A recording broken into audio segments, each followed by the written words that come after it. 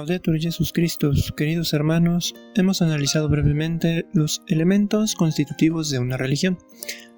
No hay una sola profesión religiosa que no tenga dogma, moral y culto.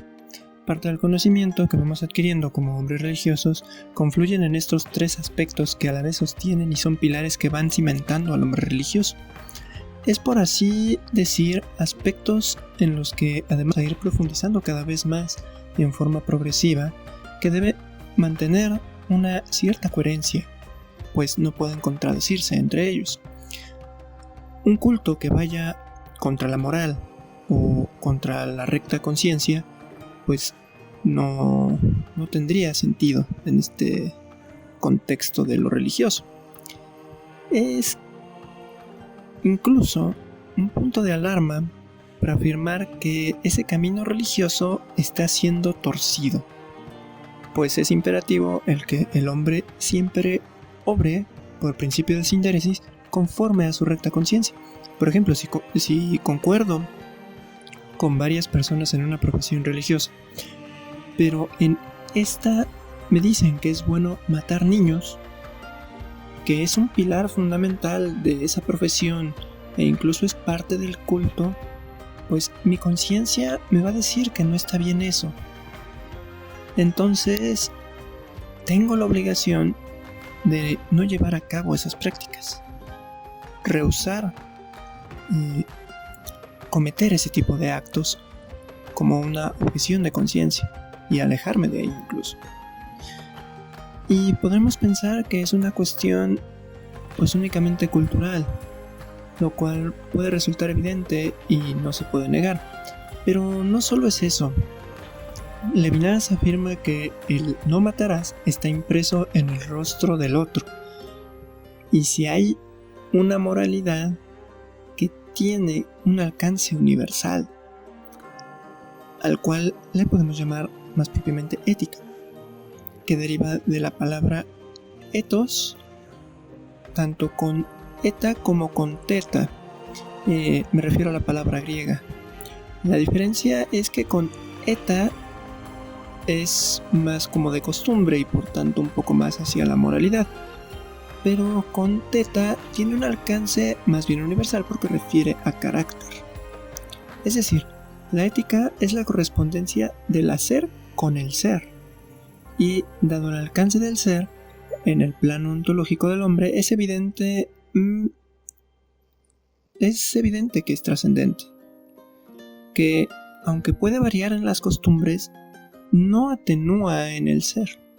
Por ejemplo, en Letonia tienen la costumbre de ponerse los varones una corona que asemeja a la copa de un roble en la fiesta de Janís, que aunque es de origen pagano, podemos ver la Semina Verbi, como diría San Faustino, coincidir con el día de San Juan, como ya se ha dicho en un artículo.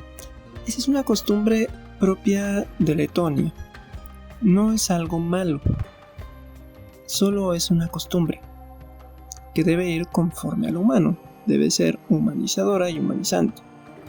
Entonces ahí entraría la ética como una costumbre y como un carácter. Coincide el hacer del hombre con el ser del hombre y además dentro de una costumbre. Entonces, retomando, esta cuestión debe coincidir con el dogma y con el culto. Ahora, es muy distinto y hay que distinguir que las prácticas que las personas cometan contra la moral, personas particulares me refiero, no quiere decir que es parte de una religión profesada.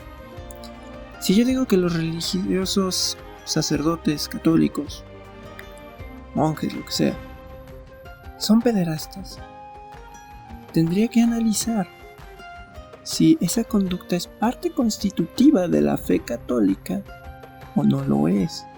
Si no lo es, entonces la práctica de ciertos individuos está contradiciendo la religión, mas no por ello voy a dejar de profesar la religión, porque sé bien que no es una parte constitutiva, en dado caso. Pero es cuestión de conocer, es cuestión de aprender.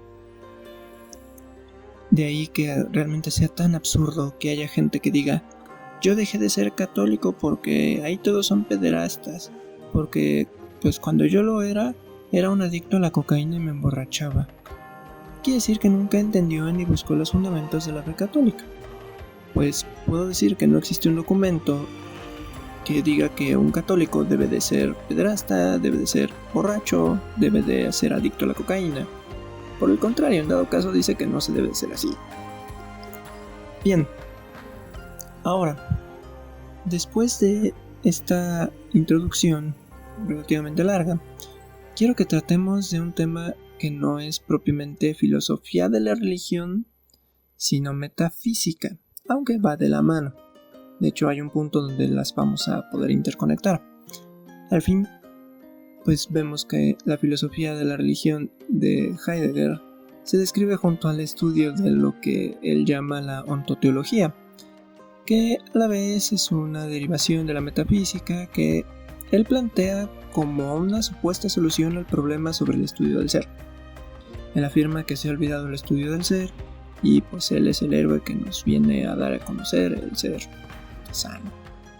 Entonces, es importante meter este tema de la metafísica en filosofía de la religión, precisamente porque la religión no es solo el estudio del ser, lo que sería propio de la metafísica, sino de conocer el ser y vincularse con él.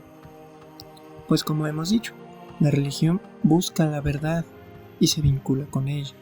El ser y la verdad son perfectamente compatibles y deben ser unidos, aunque analíticamente no sean lo mismo, e incluso haya quienes lo separen de facto, lo cual genera pues cierto caos, como sería quizá en ideologías como el relativismo o el agnosticismo, con los que además pues es imposible el diálogo, porque aunque no niegan el ser, sí niegan la verdad y la posibilidad de acceder a ella. En fin, sin más rodeos, quiero hablarles de los estados de la mente respecto a la verdad, ya que este tema en particular suele ser de gran necesidad actualmente. No saben cómo me ha tocado hablar con muchísima gente que no sabe esto, y es en extremo necesario. Tanto que por eso insisto muchas veces en este tema. Siempre que me piden dar alguna plática o algo, suelo sacarlo, porque es muy necesario. Entonces, el primer posicionamiento de la mente frente a la verdad, podemos decir que es la ignorancia. Ese sería el primero, que se divide tradicionalmente en vencible y no vencible.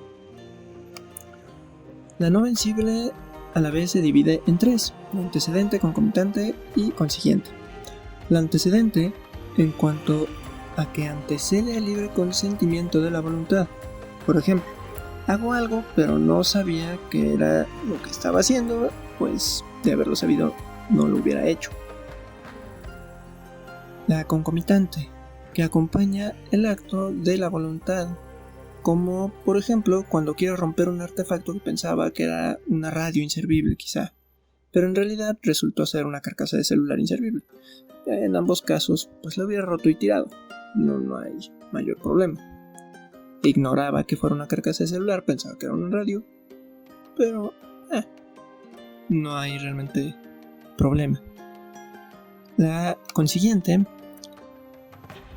es que subsigue a la voluntad. Por ejemplo, quien ignora culpablemente sus acciones y no le interesa, además. Y se podría decir incluso que como católico es la parte del pecado contra el Espíritu Santo. ¿Quién no se salva? Quien no quiere ser salvado. Es a quien. O sea, quien es un ignorante, pues el que quiere ser un ignorante. Y pues si quiere ser un ignorante, no puede vencer esa ignorancia, si él lo ha decidido así. La ignorancia vencible se divide en afectada, crasa y supina. La afectada busca ignorar para cometer faltas morales, como aquellos que pues no prefieren formar su conciencia, que pues por ejemplo llegan a mandar matar a alguien, Bueno, ellos no lo hacen y serían incapaces de matar a alguien. Quizá les da miedo, yo qué sé, quizá saben que está mal, no lo sé. Sin embargo, buscan ignorar esa muerte. Ahí puede caber, por ejemplo, en la película del Padrino. Realmente vemos que el protagonista pues prácticamente no mata a nadie. Me parece que sí mata, no estoy seguro, pero me parece que sí mata a alguien, pero no tanto. La mayoría de las muertes, hasta la de su hermano, no la hace él. Deja a alguien más. Porque busca ignorar para poder cometer esas faltas. La ignorancia crasa. Esta es quienes por desidia prefieren ser ignorantes. Como por ejemplo, quienes dejan un curso a la mitad, quienes dejan de leer un libro, quienes a lo mejor en un principio les interesó el podcast con filosofía de la religión, pero pues ya que vieron que estaba muy difícil o que estaba demasiado fácil, pues dijeron, ay, quédate con tu... y yo no me interesa saber nada. Esa es una ignorancia crasa. Es desidiosa. Es flojera. La ignorancia supina es ignorar lo que se puede y debe saberse. Y muchas veces, la gran mayoría de las veces, es derivada de la falta de instrucción. Por esa razón suele ser no culpable. Por ejemplo, la gente de las parroquias que no recibe una formación religiosa adecuada de parte de los sacerdotes. No es ignorante porque lo decidieran así esas personas, sino porque quienes tienen la obligación de ayudarles a salir de esa ignorancia no les instruyen.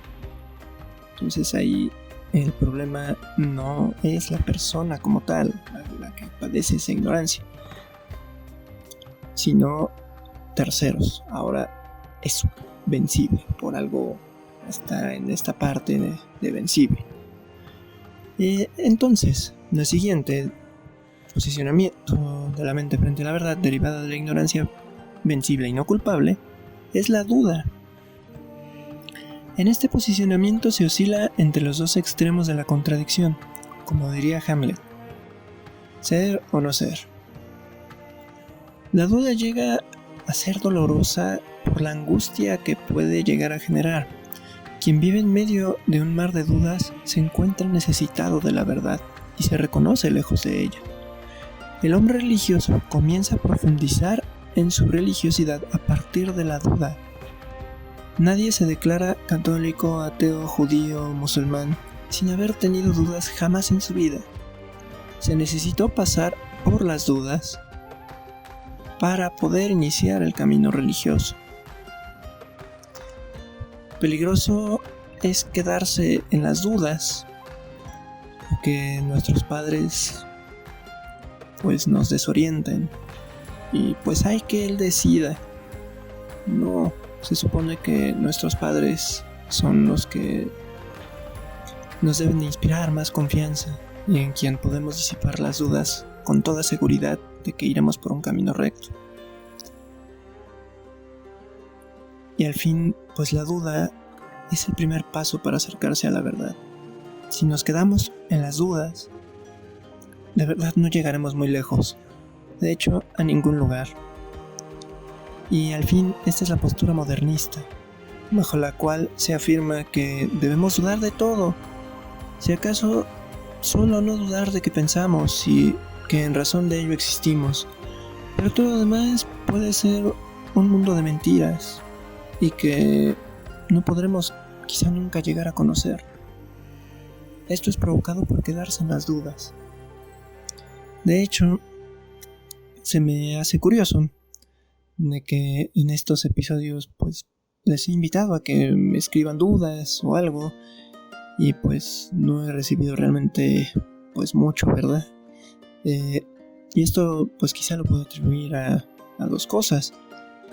Quizá lo que digo es demasiado claro y cristalino, lo cual pues sería como que un gran logro para mí el poder transmitir esto de una manera tan clara. o simplemente pues se quedan con las dudas y no las expresan para poderlas disipar. En fin, pasamos al siguiente posicionamiento, que es la opinión, mediante la cual la mente se adhiere a uno de los extremos de la contradicción, pero con temor a equivocarse. Es decir, hay un cierto conocimiento, pero al no ser profundo, no tiene una raíz fuerte. Hay cosas que son meramente opinables, como por ejemplo los gustos. Si le voy al Guadalajara o al América, pues es cuestión de opinión. Si me gusta el rojo o el verde, es una cuestión de opinión.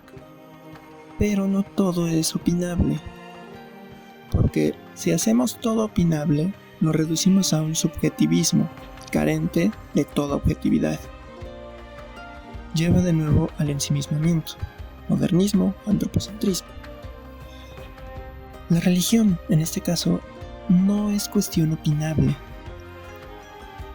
Hay opiniones dentro de la misma, pero si la religión se funda en una opinión, no hay en definitiva una raíz fuerte. Habrá una remota cercanía con la verdad, pero no una adhesión ni una búsqueda honesta por conocer la verdad. Y por tanto, pues nos quedamos ahí y perdemos todo el sentido de la religión. No podemos tomar por verdad lo que se afirma a nivel de opinión. Se tiene que comprobar, se tiene que estudiar, argumentar y profundizar. En las ciencias exactas, la opinión es la hipótesis. En filosofía, la opinión es una afirmación primera derivada del fenómeno. Pero sin un razonamiento profundo, lo que apela entonces al juicio de la inteligencia únicamente, y a la vez a la necesidad de adquirir un conocimiento. Quien opina que la religión es un cuento de hadas es una opinión. Es válida tu opinión. El problema es que piensa que su opinión es la verdad y se adhiera a ella como si fuera certeza, porque en ese momento ha perdido el rumbo religioso. Ha faltado gravemente contra su inteligencia y contra su naturaleza misma. La opinión es importante y hay cosas en las que se puede opinar, pero no todo es opinión. Y sobre todo en aspectos tan relevantes como la religión, no cabe la opinión, se debe superar. Es como si dijéramos que 2 más 2 es igual a 4, pues es una cuestión opinable. Obviamente que no. Y diremos cosas como, no es lo mismo, no puedes decir que la religión no es opinable, porque pues, no es una ciencia exacta. Y hasta cierto punto les puedo dar la razón. Sin embargo, el objeto de la religión está no solo en conocer la verdad, sino en abrazar la verdad. Y solo hay una verdad absoluta que trasciende la existencia y radica en el ser. Por eso no es opinable. No podemos decir que hay en este sentido fracciones de verdad que sean absolutas, porque como diría San Agustín en La Ciudad de Dios, se oponen a la verdad misma. Y la opinión en temas de religión, planteada en forma absoluta, tiende a ser una fracción culposa con respecto a la verdad misma, por lo que constituye una mentira. Podremos opinar sobre si el ornamento del padrecito está bonito o no, pero no sobre si el ornamento es motivo de impiedad o no, porque ahí lo que mueve a hacer una afirmación es en el siguiente nivel, saber, el tercer posicionamiento de la mente frente a la verdad, que es la certeza. ¿Qué hablamos entonces a un nivel de certeza? Las certezas son las que nos van a ir dirigiendo al camino de la sabiduría. En este camino religioso son las certezas los pilares, no las opiniones, sino las certezas. Por eso el ornamento, en este ejemplo, nada más para concluir el ejemplo, si está bonito o no es opinable. Si es motivo de impiedad o no, no es opinable, puesto que la certeza es que el ornamento conduce a la piedad. Entonces, eso es lo correcto. y obviamente debe de estar dentro de los márgenes de la piedad. Si digo, es que la casulla con el dibujo de Superman es motivo de piedad, claro, porque realmente eso no es un ornamento. La iglesia no tiene esos ornamentos. Eso será un trapo nada más, pero no es un ornamento. Entonces, bueno, creo que queda más o menos claro el punto. Bien, pasamos a la certeza entonces. Esta es la adhesión firme de la mente a uno de los extremos de la contradicción, pero esta vez ya sin temor a equivocarse. Realmente con firmeza, seguridad, debidamente fundamentado y aunado a la formación de la conciencia recta. La mente cuando abraza la verdad descansa, pues la mentira, el engaño o las verdades a medias pues solamente generan angustia, desesperación, pero solo el encuentro con la verdad da paz. Siempre hay que andar en la verdad. Es muy molesto que a quien abraza la verdad con certeza se le reproche: no, pues es que tú no tienes la verdad absoluta, nadie en este mundo tiene la verdad absoluta. Las personas que afirman eso en parte se dan cuenta de que la verdad nos supera, pero esto debe ir unido al concepto de certeza para entenderse como es debido. Si consideramos solo que la verdad nos supera, pero en ello eliminamos la parte bajo la cual sabemos que nos podemos adherir a ella, acabaremos por perder pues la seguridad del suelo que pisamos. Empezaremos a dudar de ese suelo y hasta sobre nuestra existencia, porque el hombre se mueve a través de certezas, y si las quitamos, caeremos sin remedio, evidentemente. Puede ser que en nosotros no quepa en la mente la verdad absoluta, sin embargo, es cognoscible. Es interesante esto, porque la verdad absoluta es trascendente y por lo tanto en esa trascendencia es capaz de radicar en nosotros. Esto no significa que nunca nos equivoquemos. Eso es absurdo. Es parte de nuestra naturaleza el equivocarnos. Pero hay una diferencia entre mentir y equivocarse. Equivocarse es humano. Mentir es contra la humanidad. Ahora, entonces, en una única verdad, cuya dimensión es trascendente, tenemos 3 clases de certeza, 4 en realidad, por la cual nos adherimos a ella. La certeza física acompaña los juicios que son verdaderos siempre y cuando se cumplan las leyes de la naturaleza o leyes físicas. Por ese motivo sabemos que su necesidad es relativa en cuanto que puede haber excepciones. Por ejemplo, si arrojo una pelota por la ventana, sé que va a caer hacia el suelo, pero no siempre es así. Eso es lo normal, pero puede ser que, sin que nos diéramos cuenta, en la ventana hay una red prácticamente invisible que nos acabe por rebotar hacia el rostro dicha pelota al momento de aventarla. Y entonces ya no cayó al suelo, pero nosotros teníamos la certeza de que iba a caer al suelo, pero no fue así.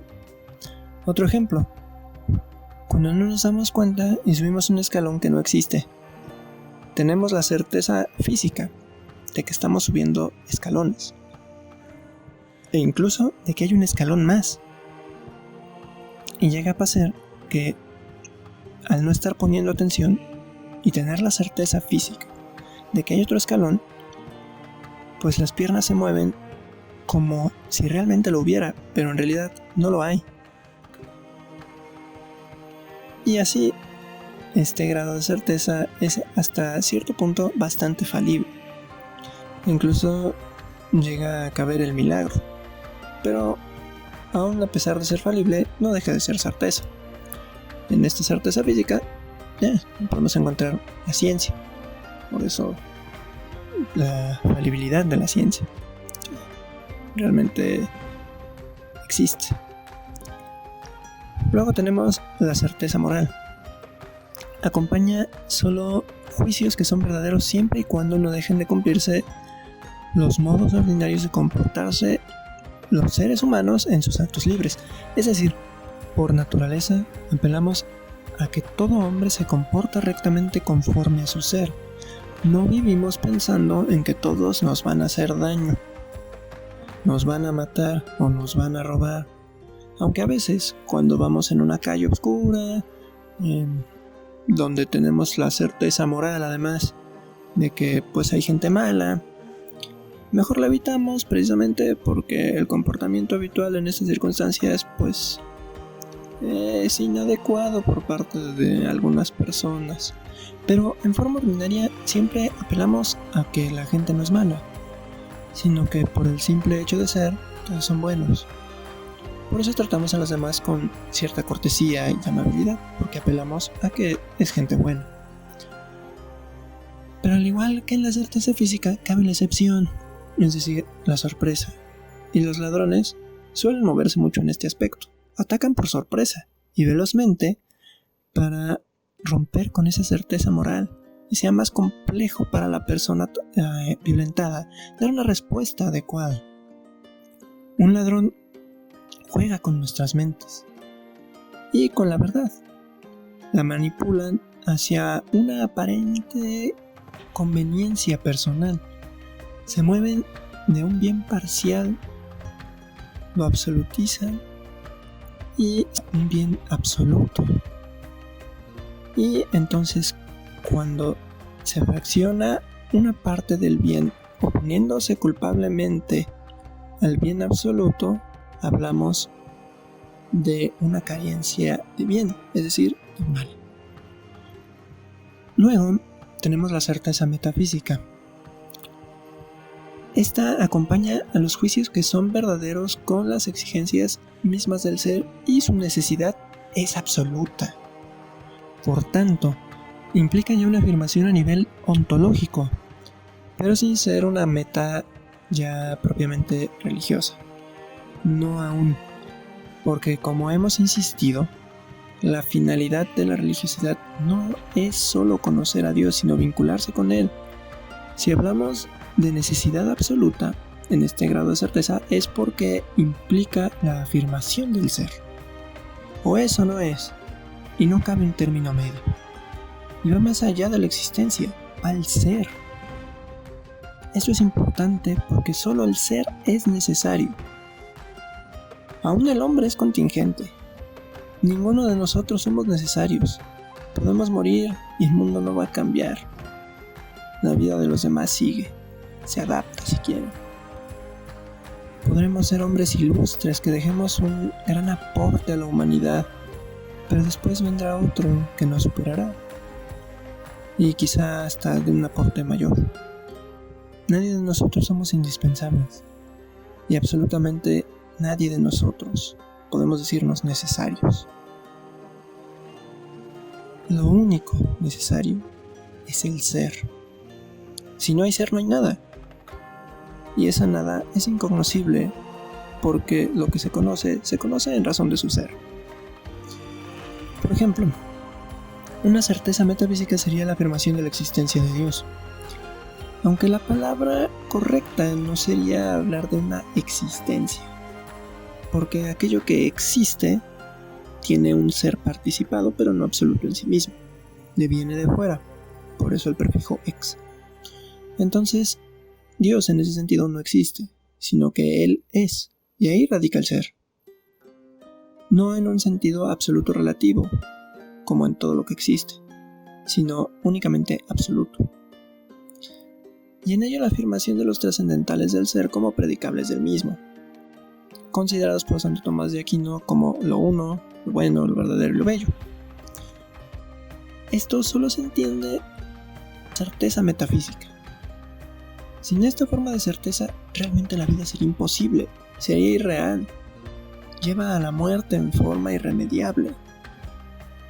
Esto provoca los suicidios, la falta de certezas metafísicas. Nadie se suicida porque 1 más 1 no resulte 2, o porque la gente sea muy mala. La gente se suicida porque no encuentra certezas metafísicas. El aborto existe porque no la encuentran esta certeza. El homicidio existe porque no encuentran esta certeza. Por todo esto, decía Sócrates, no hay hombres malos, solo ignorantes. Pero también, como hemos dicho, cargan la culpa de su ignorancia, porque han preferido ignorar que conocer la verdad. Y al negarse el conocer estas certezas metafísicas, porque ahora las puedo decir así en forma quizá acartonada, pero en la vida al encontrarse con estas certezas metafísicas da realmente un sentido a la vida y aleja de los signos de muerte. Y por si este grado de certeza metafísica fuera poco, hay una cuarta forma de certeza, que es la certeza de la fe. Esta es la más fuerte de todas, y por la que incluso se puede dar la vida, pues se descansa en el testimonio de Dios. Esta es la certeza que busca el hombre religioso. Aquí descansa el hombre religioso. Y justo aquí encuentra su plenitud. Pero para llegar aquí, tiene que recorrer un camino cuyo punto de partida puede ser o a través de la razón iluminada por la fe, o a través de la visión beatífica, la cual tiene implicaciones propias y muy particulares, debido a que implica la acción y la revelación en cuanto a una religión descendente, pero no por ser revelada pues contradice la razón, por el contrario la ilumina, pero de una forma muy peculiar y muy propia, no es lo común. Con esto queda claro que hay una aparente diferencia entre el Dios conocido con la certeza de la fe, el Dios identificado como el ser, y el Dios de los... que sería este Dios identificado con el ser sería más propiamente el filosófico, y la diferencia que tiene con el Dios de la fe, este Dios de la fe que es abrazado ya con una certeza superior a la certeza metafísica. Respecto a este punto es interesante porque podríamos decir que se llega a lo mismo. La certeza metafísica llega a identificar a Dios como el ser mismo, y la certeza de la fe pues a un Dios, pues a un Dios de la fe, a un Dios que pues, realmente le rendimos culto y todo esto. Al Dios de los filósofos pues normalmente no le rendiríamos culto, o al menos no es una cuestión así. Sin embargo, aunque sean distintos, no son distintos en esencia, son, y no en la manera por la cual lo vamos comprendiendo nosotros, los hombres. Entonces, el texto del cardenal Ratzinger, del Dios de la fe y el Dios de los filósofos, analiza que para Santo Tomás caen el Dios de la religión y el Dios de los filósofos por completo el uno en el otro, pero se distinguen en el que el Dios de la fe supera al Dios de los filósofos y le agrega algo. La filosofía es lo más alto que puede alcanzar el hombre en general a la luz natural de la razón, pero con la sobrenaturalidad de la fe es clara entonces la fórmula tomista: gratia non destruit, sed elevat officit naturam. La gracia no destruye, sino que eleva y perfecciona la naturaleza. El problema, en cuanto tal, se puede afirmar como una aparente contraposición entre la fe y la razón, mismo que ha surgido en los últimos 2 siglos, al menos de manera más sistematizada, y que a la vez ha ido planteando una serie de soluciones al conflicto. Un elemento que conflictúa la relación de la filosofía con la fe es la cuestión del nombre de Dios. Por ejemplo, esta idea fue introducida por Émile Brunner y problematiza porque al nombrar algo se habla de un particular y por tanto se aísla filosóficamente de algún concepto universal. Eso le restaría compatibilidad del Dios de los filósofos con el Dios de la fe, en tanto que no podría ser un particular, pues sería un ser limitado. al momento de que yo designo un nombre al ser. Entonces estoy limitando al ser en cuanto haya una participación. A eso es lo que se refiere. Pero bien, este primer elemento se resuelve en el descubrimiento del nombre con la finalidad de apelabilidad. Al tratarse de un Dios revelado, revela su nombre, no como una sujeción, no como un ponerse sujeto a los hombres, a la autoridad de los hombres, ¿no?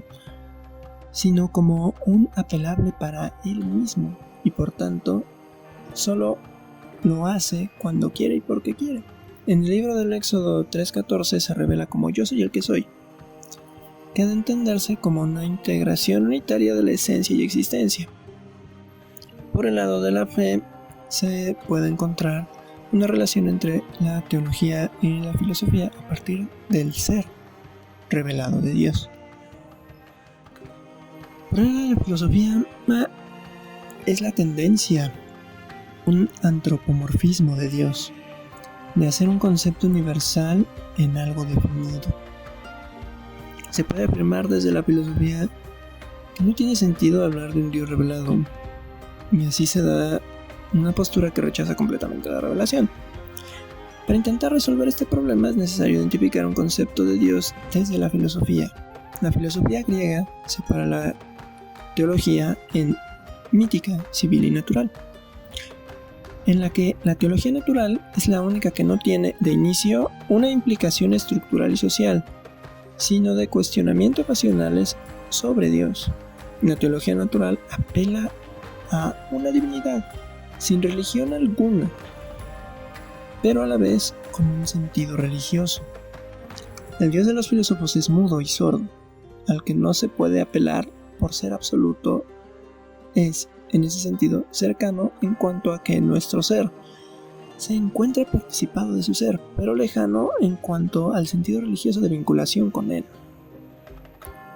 Por eso decimos que es sordo. No hay una posibilidad de vinculación, sino una abstracción, una certeza metafísica, pero no una certeza de fe. Así entonces, la visión filosófica de Dios es necesaria y favorece a una concepción monoteísta en razón del ser absoluto. Tanto en la Sagrada Escritura como la filosofía conciben en Dios como atributos la omnipotencia, unidad, eternidad, bondad, belleza y santidad. Y dado que el cristianismo es necesariamente misionero, no es encerrado en sí mismo, sino que busca llegar a todos y con ello a la razón humana, no la desdeña, sino que al fin la acaba por asumir. Con todo esto se presenta un panorama que claramente demuestra que se puede dar una relación entre el Dios de los filósofos y el Dios de la fe, en la importancia de una certeza de fe y una ser. Ambas son importantes porque en ello está nuestra vida o nuestra muerte. Es un tema de vida o muerte. ¿Es complejo? Claro que es complejo. A mí me ha costado trabajo un poco hacer esta reflexión. Es complejo porque implica eso. Está en juego nuestra vida misma. No es cosa simple, porque no puede ni debe ser. En nuestra religiosidad está la vida o la muerte. No preguntarnos por Dios, no ser religiosos y tener prácticas cultuales como locos, o solo por costumbre, o solo porque nos gustan, no sirven de nada. Debemos buscar a Dios con toda la honestidad para poder abrazar la verdad en la certeza de la fe. Puedo dar incluso clases sobre los posicionamientos de la mente frente a la verdad, pero eso no es tan importante como vivirlo. Llegar a una certeza de fe, abrazar la fe con certeza firme, tal como en el cristianismo nos lo han mostrado. Por eso es tan grave todas las religiones son iguales. No, por favor. Eso es muerte. Eso es signo de muerte. No. Solamente hay una verdad absoluta a la cual tenemos que llegar por fuerza. No hay de otra. Soplum presidium concluimus, Sancta Dei genitrix nostras deprecationes ne despicias in necessitatibus, sed a periculus contis legamus semper Virgo gloriosa et benedicta. Ora pro nobis Sancta Dei genitrix in iniquitione promissionis Christi, nos cum pro pia benedicat Virgo Maria.